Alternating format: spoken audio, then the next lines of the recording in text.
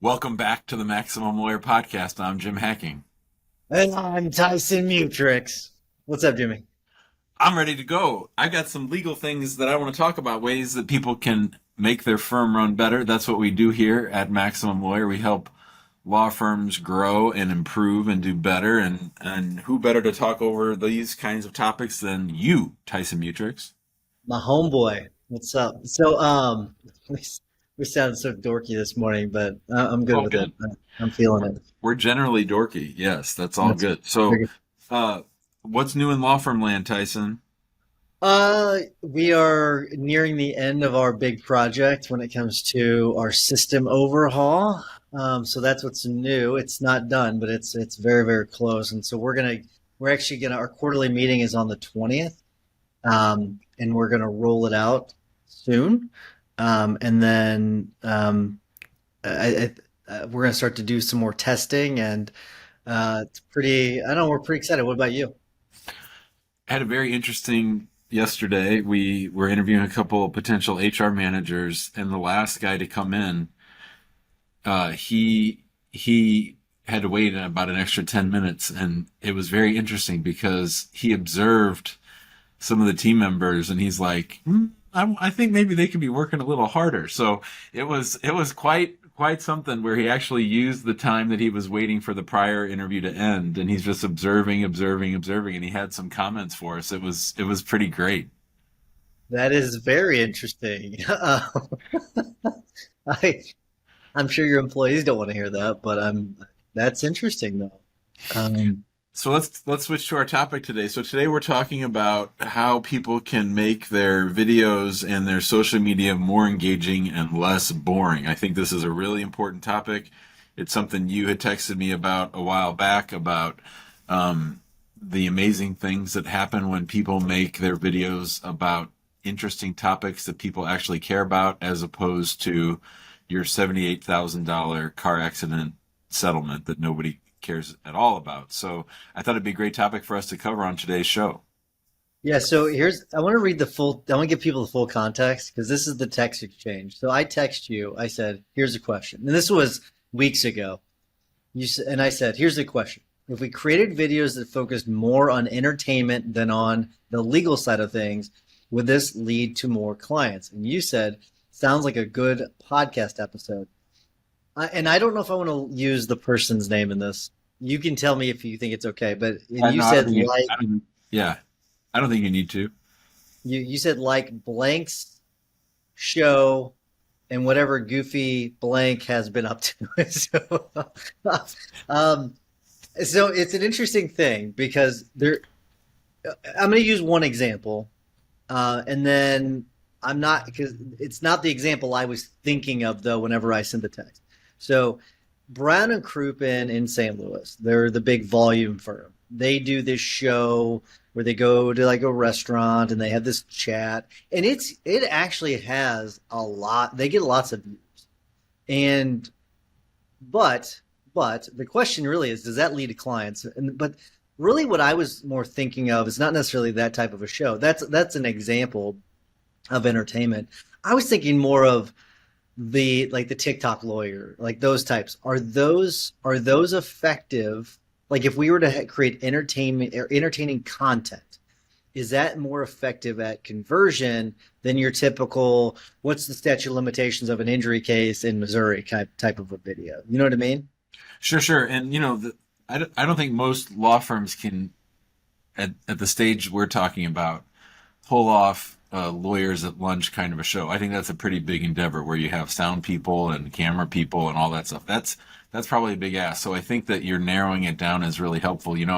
I made a video the other day, a TikTok, and Nora and I were in the front yard just getting ready to do one, and we're like, well, what should we do? And a tree branch had fallen down, and so I picked up the tree branch, and it was probably about 6 or 8 feet long, and I just ran at the camera with her, and I didn't even know what I was going to do with it, but I was like making an announcement against USCIS, so it was just something funny, and most people really really liked it, and then one guy said, "This isn't a very lawyerly advertisement," which is fine. It's fine, and I think the key is to mix it up. Like I've been getting prompts from TikTok that keep saying TikToks longer than 1 minute have been getting great engagement. So I said, okay, let's test it. So I just sat out and after I got out of the car when I was up against my brick background at the office and I just talked for 3 minutes straight, no edits, right into the camera about this one little legal issue. Can people get to stay in the United States even after divorce? And so I just talked because that's something that's been bothering people on our show. And I think the important thing is that you mix it up and that you have some that's fun, some that's very lawyerly. You know, to Brown and Krupin's point, I was on the treadmill yesterday and on Saturday, and I guess they buy ad time and they have a show which is just lawyers sitting around talking about the law. So it's important to do both, I think. Yeah, that's a good point. And I didn't know that Brian Kripman was doing that, but and I wonder if they're doing that now because they were going too heavy on the entertainment side. I think having a balance. I think you're right about that. But here's a question though that I was really pondering. When's the last time you bought something or hired someone in the service industry? I'm talking about like professional services. When's the last time you hired someone in the professional services industry based upon some show that they did on YouTube?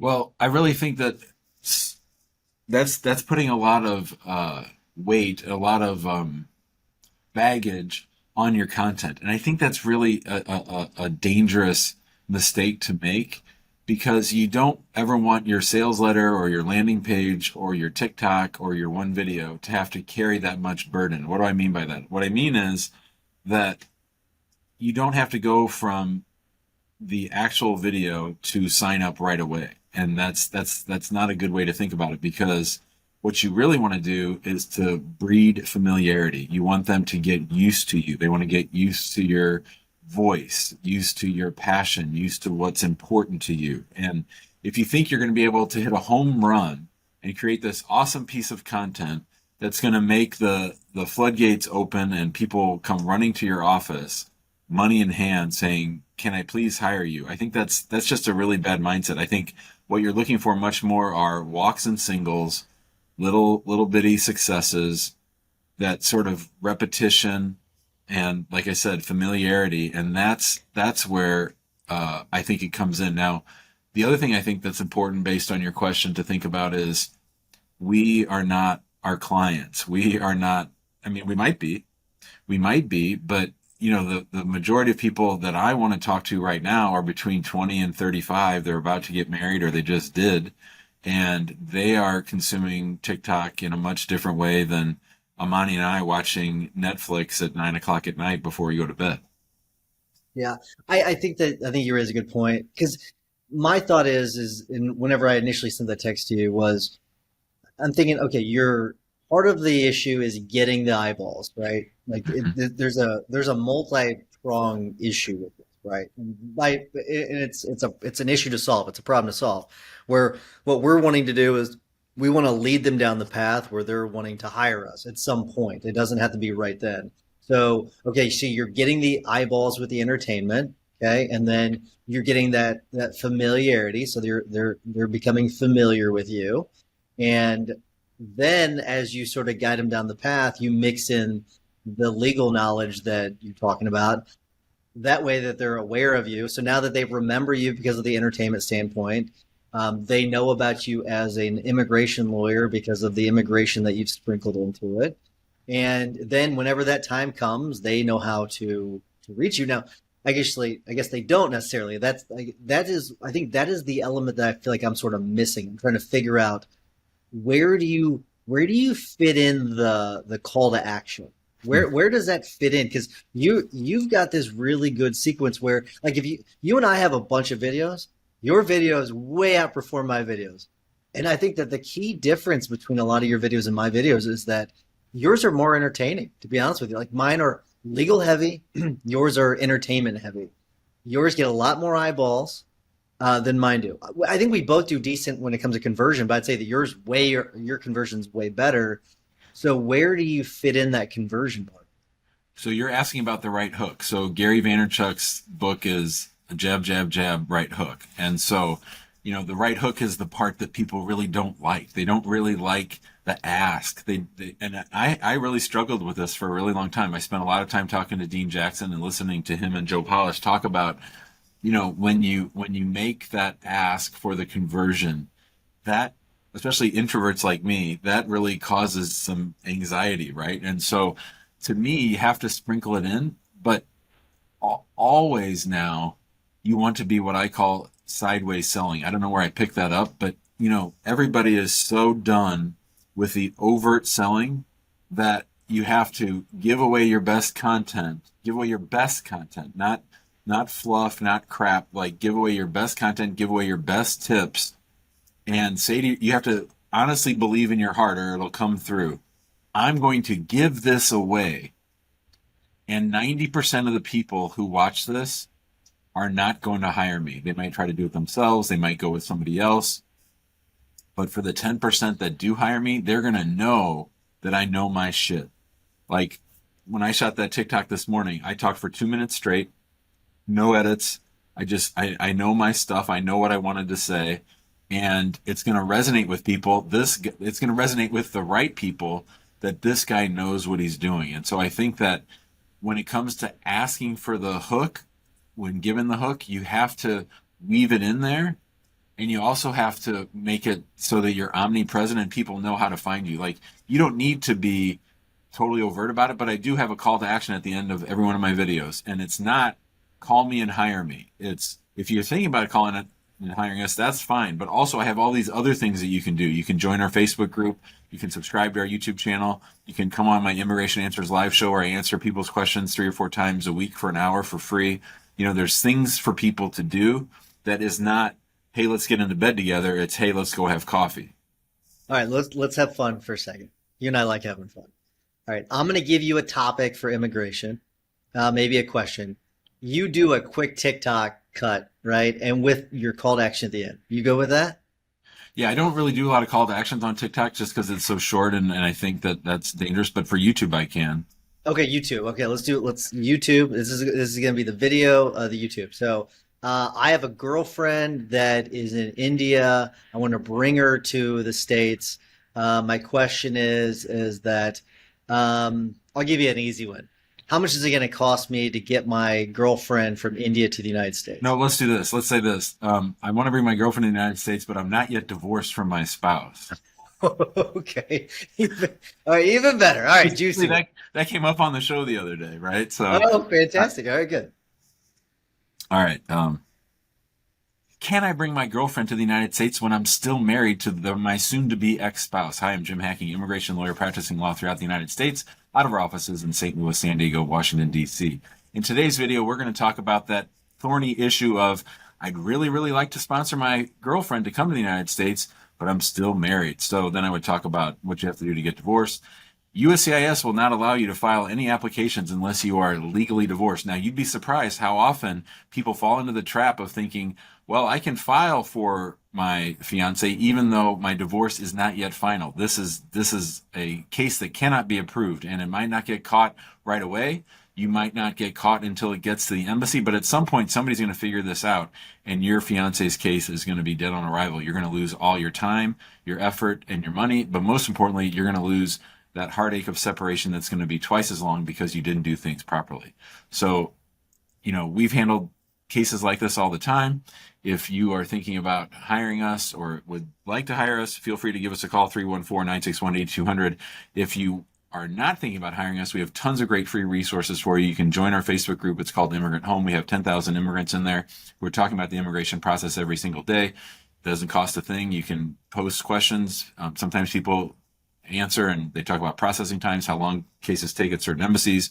We have our YouTube channel where I upload 3 new videos every week talking about questions just like this one. You can subscribe to that YouTube channel. That way you'll get alerted whenever we go live on our YouTube Immigration Answers show. And if you want to get in the waiting room, if you want to be able to ask me a question, text the word show to 314-470-3300. That way you'll get a text alert whenever we announce the next show, and you'll be first in line to ask me a question for free. All that being said, I hope you like this video. If you have any questions, leave us a comment. Otherwise, we'll see you next time. And cut. Excellent. All right. So if we break this down, I don't know if you've ever broken it down. what I heard was, okay, you asked the question that's on the person's mind. Yep. Right after that, you introduce yourself as to who you are. Then you circle back to what the issue of the video is.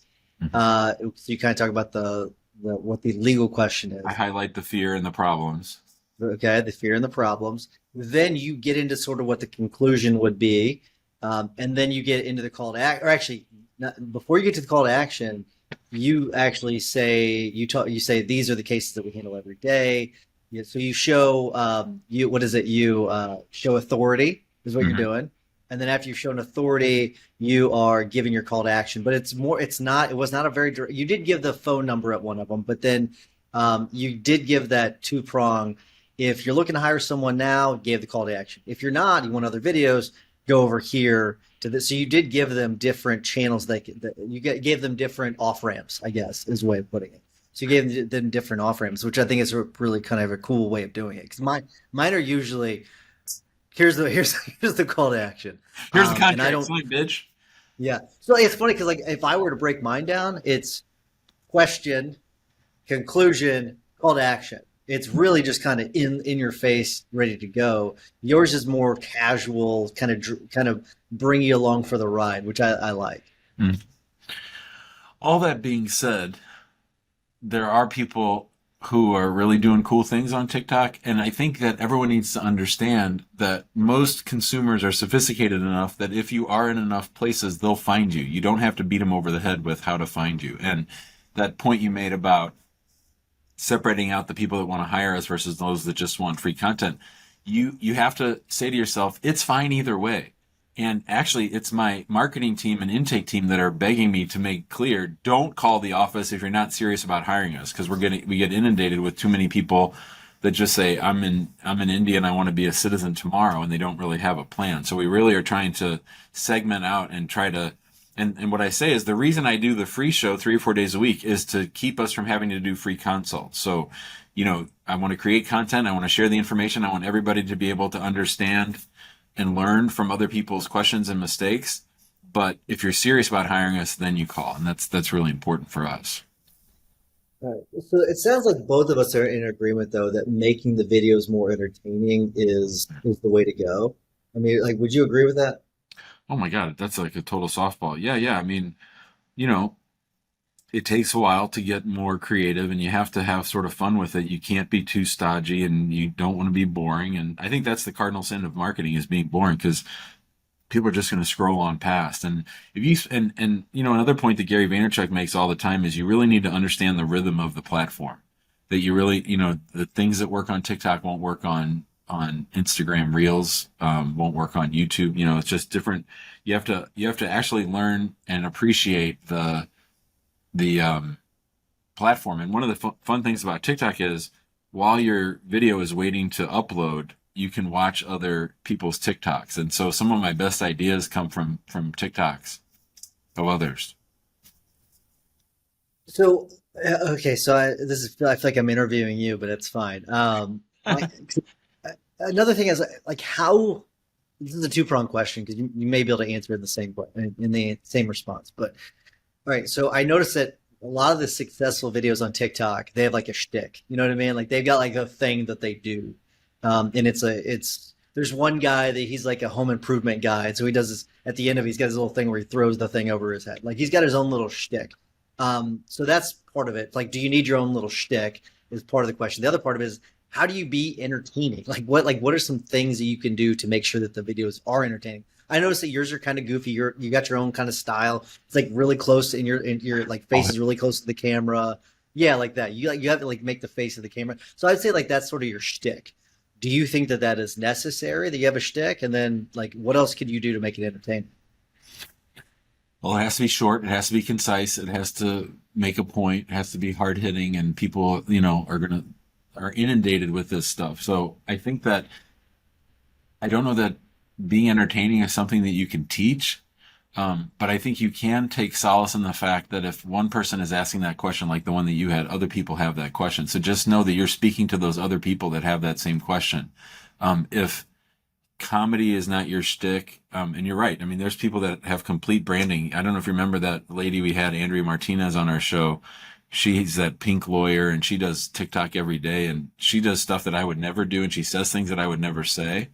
But her whole law firm is female. They all wear pink. It's like a whole thing, and it translates well to TikTok. So I mean, I've got a face for radio. I have no business having 80,000 followers on TikTok, other than the fact that we try to keep it fun. And when Noor edits my videos, this is the truth.